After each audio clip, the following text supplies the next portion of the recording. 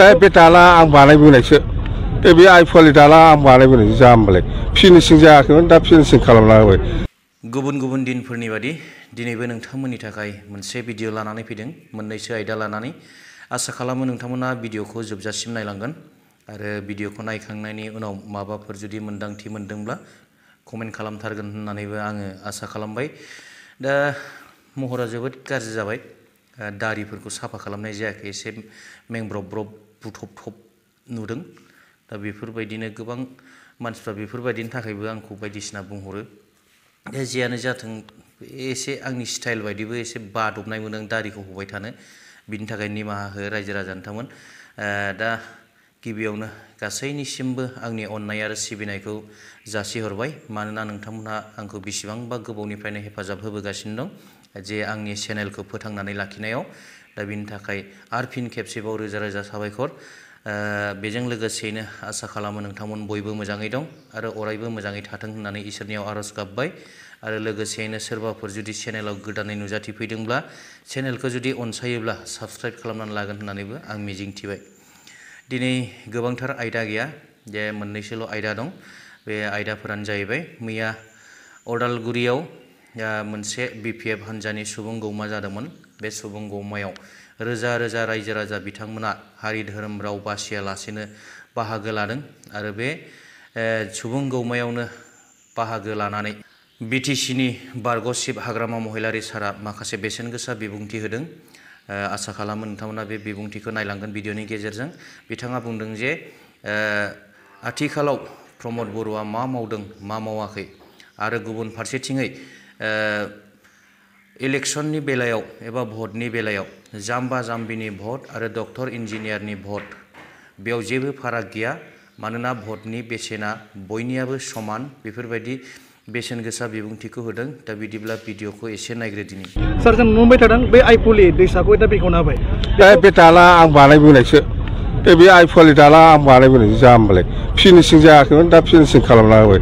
प्रमद बर'निखौ आं बुंबाय थादोंना, प्रमद बर'आ 4 बोसोराव मोननै गोदान खामानि मावदों गोदानै, आरो आं बेलेग खामानि नुवाखै। मोनसेया जाहैबाय कारिगावनिफ्राय क'क्राझारसिम गोदानै स्पिड ब्रेकार बानायनाय, बे मोनसेया जाहैबाय कारिगावनिफ्राय क'क्राझारसिम थाङोब्ला नोंथांमोनहा प्रमद बर'नि गिदिर मोजां फट' नुगोन, नायनो मोजां।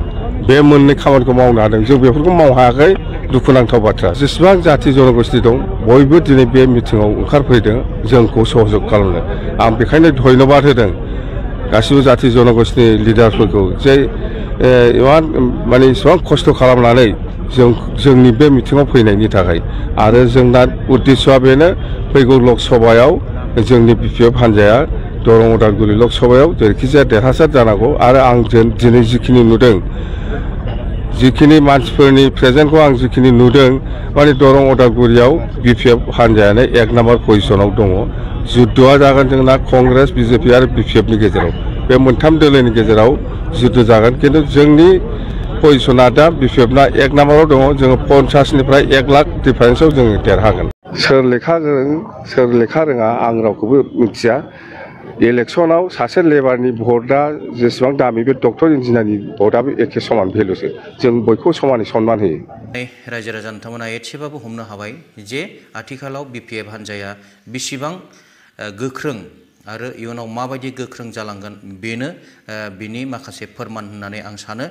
आरो बेजों लोगोसेयैनो आथिखालाव प्रमद बर' बिथाङा मा मावलांदों, मा मावबोगासिनो दं आरो मा मावलांगोन, बेफोरनि सायावबो हाग्रामा महिलारि बिथाङा गुवारैनो फोरमायबाय।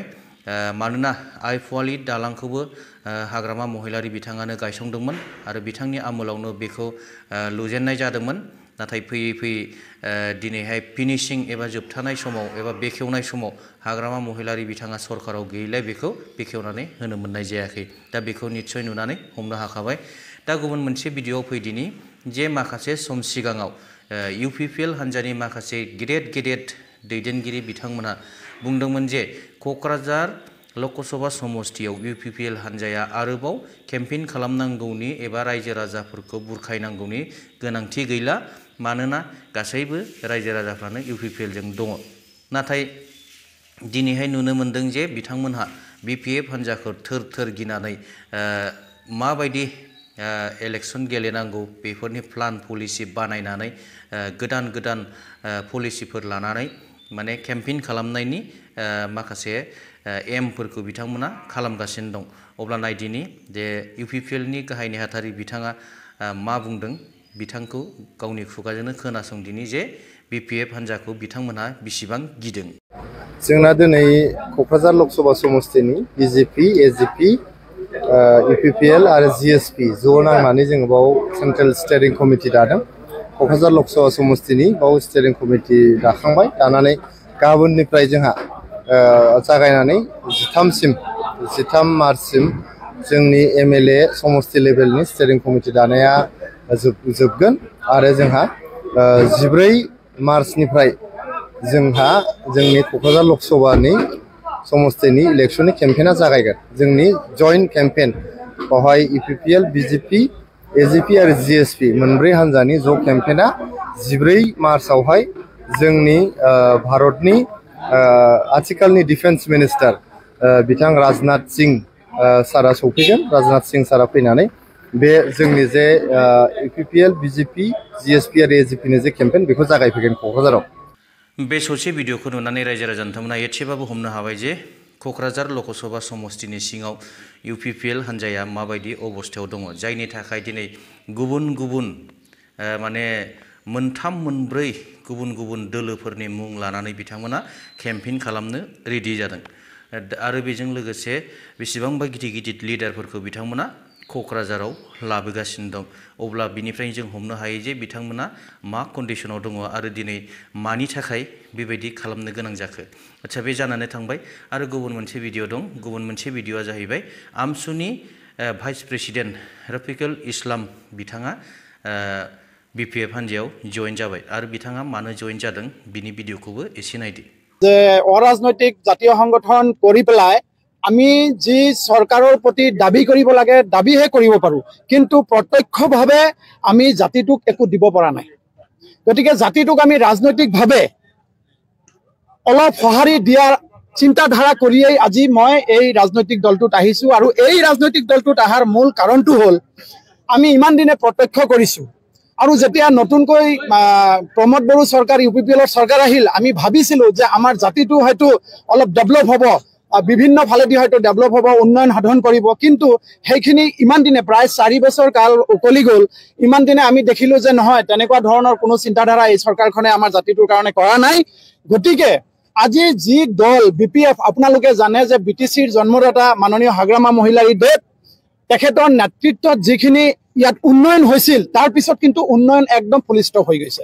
গতিকে সেই চিন্তাধাৰাটো কৰি যিটো দলে আজি বিভিন্ন জাতি জনগোষ্ঠী বিভিন্ন ধৰ্মাৱলম্বী মানুহৰ লগত সেকুলাৰিজম এটা সিস্টেম মানি আছে, সেকুলাৰিজম সিস্টেমৰ লগত জড়িত হৈ আছে। গতিকে তেখেতৰ তেনেকুৱা এটা উদাৰ চিন্তাধাৰা দেখিয়েই আমি আজি হয়তো আমি দুজন সতীৰ্থ হয় একেলগে হয়তো এই BPFৰ মজিয়াত অন্তৰ্ভুক্ত হৈছো আৰু আশা ৰাখিছো যে আগন্তুক সময়ত এইটো দলৰ দ্বাৰা আমাৰ BTCত বসবাস কৰা বিভিন্ন জাতি ধৰ্ম অৱলম্বী মানুহৰ উন্নয়ন সাধন হ'ব। শিক্ষাৰ ক্ষেত্ৰতে হওক, মাটি পট্টাৰ ক্ষেত্ৰতে হওক, বিভিন্ন সাইডেদি অৰ্থনৈতিক ক্ষেত্ৰতে হওক উন্নয়ন সাধন হ'ব বুলি আমি আশাবাদী। बे गासैबो भिडिअखौ नायनानै रायजो राजा नोंथांमोना निश्चय एसेबाबो माखासे मोन्दांथिफोरखौ मोनदों। आं आसा खालामबाय नोंथांमोना कमेन्ट खालामथारगोन होननानै। जेखियानो जाया मानो दिनै एसेयावनो दोनथ'नोसै, उननि भिडिअ लोगो मोनगोन। थेंक इउ, गोजोन्थों।